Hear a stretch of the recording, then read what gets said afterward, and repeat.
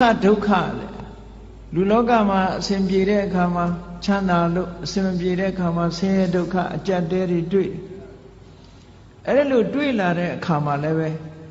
ဆင်းရဲဒုက္ခတွေကြုံတဲ့အခါမှာ depression မဖြစ်ဖို့စိတ်ဓာတ်မကျဖို့စိတ်သက်သာရတဲ့နိလန်းနေနဲ့တွေးရမယ်မြတ်စွာဘုရားပေးထားတဲ့ general point ကတော့ဘာတော့ဆိုလို့ရှိရင်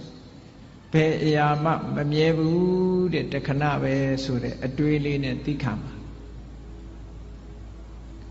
ဆင်းရဲတဲ့အတိုင်းအတာတစ်ခုကိုအဲ့ဒါနဲ့ခုခံကာကွယ်ထားသည့်အတွက်ကြောင့်ကိုယ်စိတ်ဓာတ်မှာ depression ဖြစ်တယ်ဆိုတာမရှိဘူးစိတ်ဓာတ်တွေနှိမ့်ကျသွားတာမျိုးမရှိဘူးတဲ့ခုခံနိုင်တယ်အေးချမ်းသာဒုက္ခနဲ့တွေ့လာလို့ရှိရင်လေလူတွေကဘဝင်မြင့်ပြီးအောက်ခြေလွတ်တတ်တယ်အဲ့ဒါလို့မဖြစ်ရအောင်လည်းပဲခုနကအေးချမ်းသာတယ်ဆိုတာလဲထာဝရမဟုတ်ဘူးတခဏမျှတာဖြစ်တယ်လို့မှန်ကန်တဲ့အတွေးလေးတွေနဲ့တွေးပြီးတဲ့အခါမှာ